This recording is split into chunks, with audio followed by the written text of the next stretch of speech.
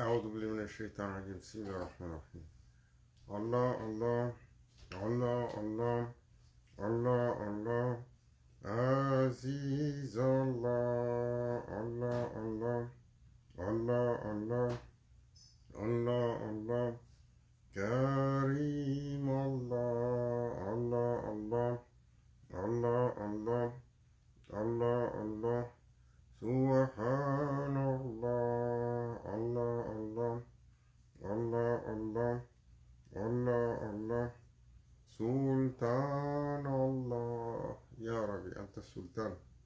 نحن عبيد. أعوذ بالله من الشيطان الرجيم بسم الله الرحمن الرحيم الحمد لله والشكر لله ولا إله إلا الله والله أكبر ولا حول ولا قوة إلا بالله العلي العظيم. بسم الله الرحمن الرحيم أطيعوا الله أطيعوا الرسول وأولي الأمر منكم.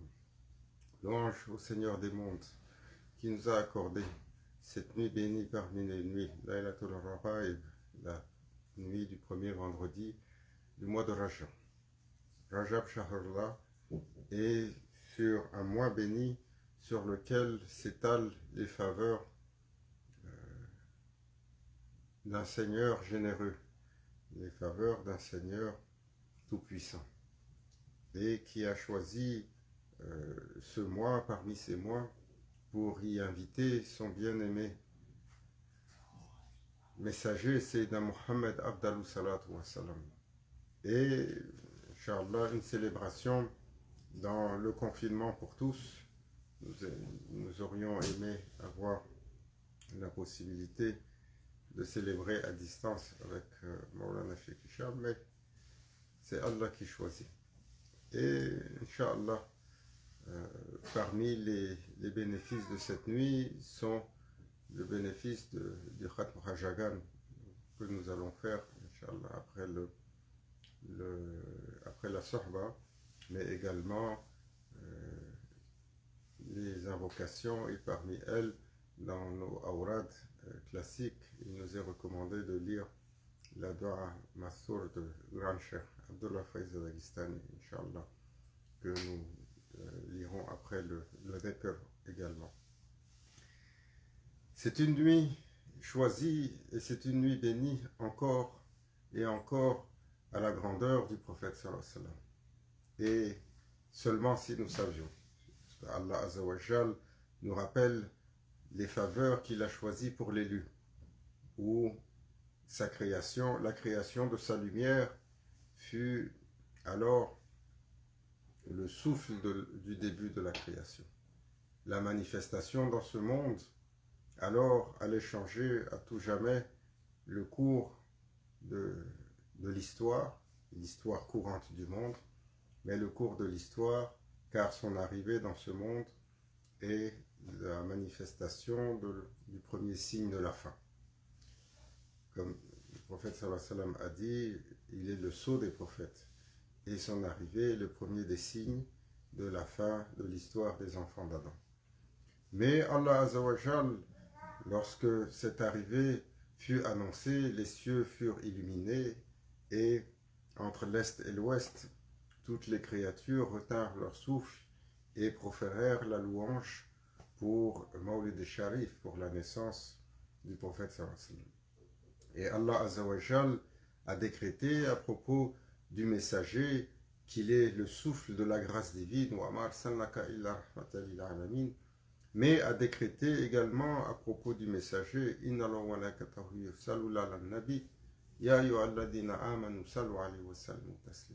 où il décrète dans le Saint-Coran que le Seigneur des mondes tout-puissant et ses anges couvrent le messager, font sa louange, et il nous invite alors à faire la louange du messager d'Allah.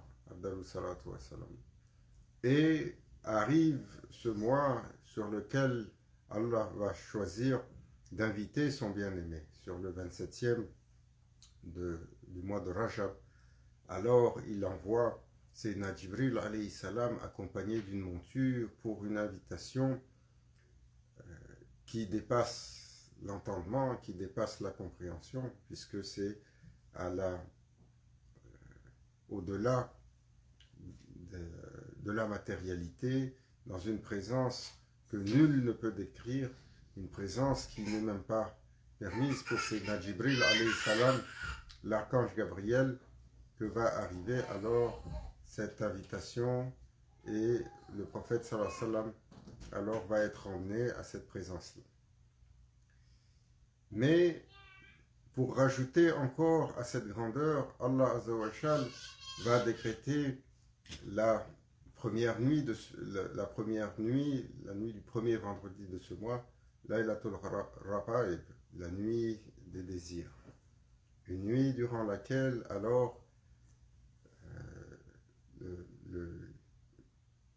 l'âme, le véhicule corporel, disons, du prophète sallallahu alayhi wa sallam, va passer de son père au ventre honoré de sa mère, radiallahu anha, notre mère Amina, et alors le prophète sallallahu alayhi wa sallam va parler de cette nuit. Il va parler en ces termes en disant, alors que le premier tiers de cette nuit tire vers sa fin, il n'y a pas un ange alors qui ne se soit rendu autour de la Kaaba. Et le Seigneur des mondes demande aux anges, que voulez-vous? Ils disent alors, nous sommes venus pour demander le pardon et la miséricorde d'Allah pour les jeûneurs du mois de Rajab. Et Allah Azza wa Jal, alors de leur répondre, ils sont pardonnés et leur jeûne est accepté. Et cela va décrire alors cette exceptionnelle nuit qui va être décrite comme la nuit du désir, où les désirs sont acceptés.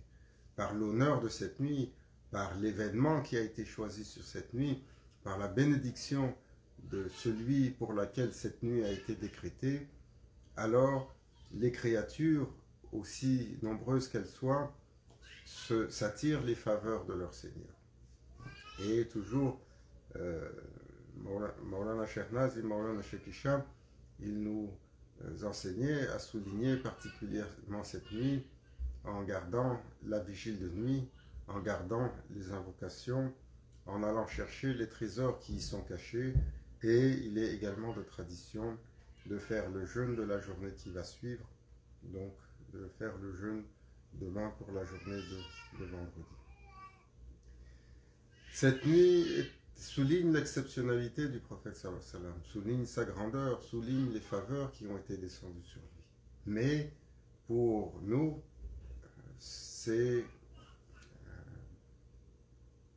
une faveur sans limite, une faveur où Allah Azza wa Jal démontre sa grandeur, démontre la générosité de sa miséricorde, où il convie tous ses anges pour que les gens attentionnés dans ce moment alors invoquent leur Seigneur, que les anges en témoignent et que les anges alors invoquent pour ceux qui demandent le pardon, invoquent pour ceux qui demandent à faire une adoration, invoquent pour ceux qui ont transgressé, invoquent pour ceux qui ont fait le repentir, invoquent pour ceux qui sont désireux de faire plaisir à leur Seigneur, invoquent pour ceux et celles parmi les créatures, alors à la recherche du visage de leur Seigneur.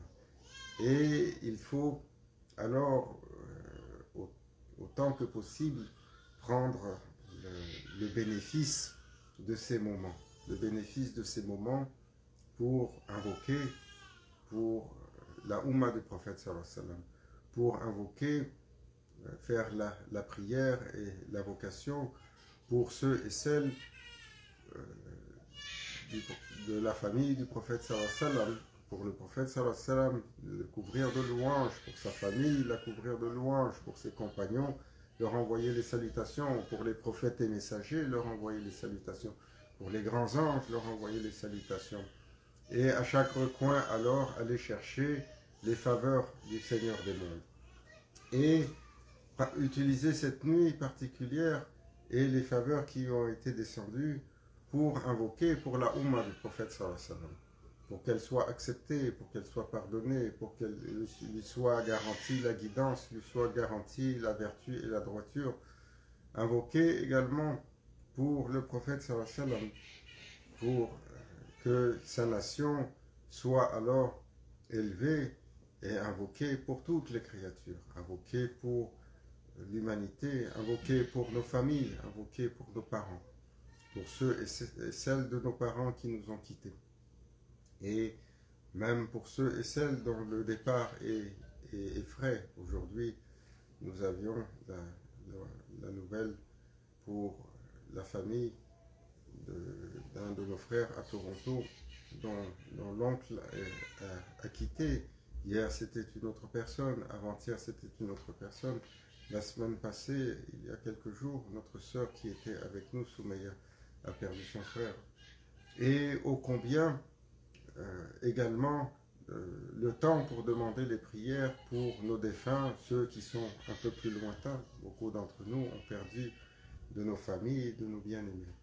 Et ô combien alors le bénéfice de cette nuit pour demander les faveurs de notre Seigneur, la protection, la guidance pour nos enfants, pour les progénitures à venir. Ce temps est particulier, ce temps est une faveur exceptionnelle. Mais nous devons rappeler également que l'invocation du serviteur doit toujours porter une attention particulière à ce qui fait plaisir à Allah. Car dans nos invocations, nous avons beaucoup, nous avons une tendance à demander des bienfaits parfois trop matériels. Nous avons tendance à demander des faveurs qui sont liées au monde. Et le prophète sallallahu alayhi wa sallam nous a enseigné que les meilleures invocations ne sont pas simplement les faveurs du moment, mais les faveurs qui couleront pour l'éternité. Les meilleures invocations ne sont pas forcément à propos de notre bien-être immédiat, mais de la satisfaction d'Allah Azza wa Jalla. Et le serviteur, lorsqu'il invoque son Seigneur, toujours, il doit chercher la satisfaction de son Seigneur. Et c'est pour ça que le protocole traditionnel de l'invocation va toujours commencer par une salutation à Allah Azza wa Jalla, par une salutation et une louange au prophète sallallahu alayhi wa sallam, par une attention particulière sur ses compagnons, sur sa famille, et lorsque l'on avance sur la dua, alors autant que possible, on va donner des louanges pour les favoriser, pour les choisir, et nous allons demander à Allah Azza wa Jalla de descendre sur nous ses faveurs infinies de guidance, de miséricorde, de bienfaits, et que nous soit accordé son regard, son attention, sa faveur, son bien, pour que nous soyons honorés par l'islam, nous soyons honorés par les faveurs du iman, que notre cœur soit illuminé par ce jardin éblouissant qu'est le jardin de la foi. Les machères ont, à travers l'histoire, rassemblé tellement de bienfaits parmi les enseignements du prophète sallallahu alayhi wa sallam, et ont brodé tellement de secrets qui leur ont été dévoilés sur nos pratiques, sur nos awrad, sur nos wazifas. Et nous sommes toujours paresseux par rapport à cela, surtout lorsque nous sommes dans ce temps où nous sommes privés de pouvoir faire la sorba physique ensemble, de pouvoir se retrouver dans le lieu. Alors la fatigue nous gagne plus facilement, le shaitan nous décourage plus facilement, et les contraintes de l'isolation nous rendent moins assidus à nos pratiques, moins assidus à être déterminés sur ce que nous devrions faire. Alors il faut toujours se rattacher à ce que nous pouvons. Aujourd'hui, nous avons eu la faveur, mashallah, de pouvoir avoir la sorba sur Zoom avec Cheikh Nour, qui des faveurs que lui a accordées Maulana Cheikh Nazib et Maulana Cheikh Hicham, alors nous inonde par la connaissance, nous inonde par une sagesse particulière. Et cela, alors, est assez, parce qu'il a commencé la sorba en lisant la Dora de Grande Chair. Le simple fait de s'asseoir dans une telle assemblée, même à travers la distance, nous sommes comptés comme ceux et celles qui ont fait l'effort. Nous sommes comptés comme ceux et celles qui sont désireux de choisir autre chose que les simples choses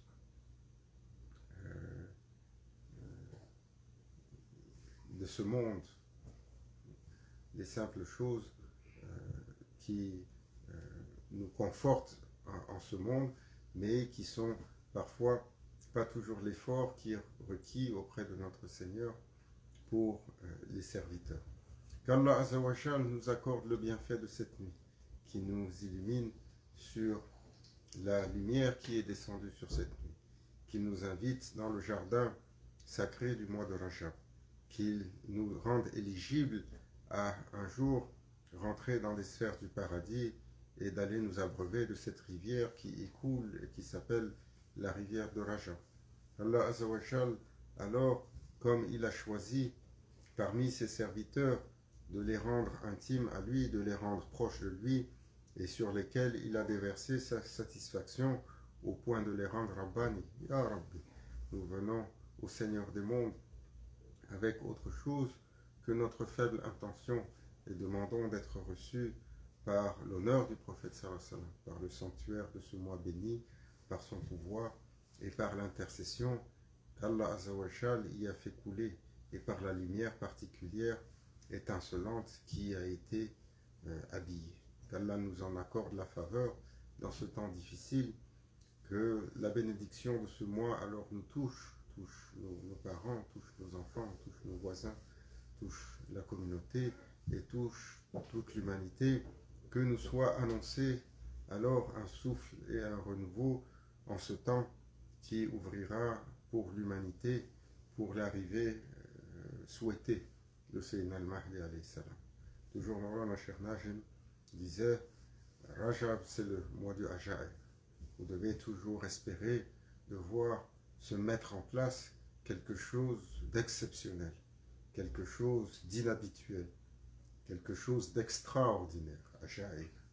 Et cette chose extraordinaire-là, qui est une marque pour le temps extraordinaire du Akhir al-Zaman, le temps extraordinaire qui doit être sanctionné par l'arrivée de Sayyidina al-Mahdi alayhi salam, le Mahdi Muntada, qui préparera alors l'arrivée de Sayyidina Isa alayhi salam pour un âge où l'obscurité sera levée de la terre et le bien-être alors descendra naturellement et s'installera.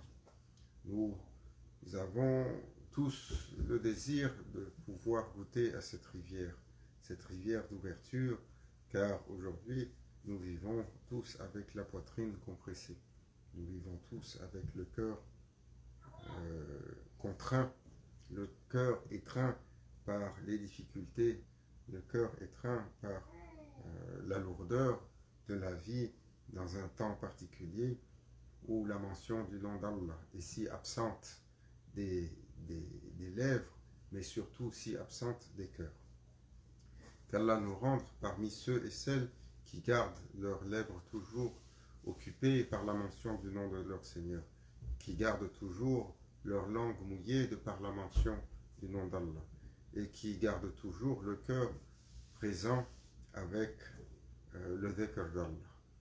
Ila hadratina bil Fatiha.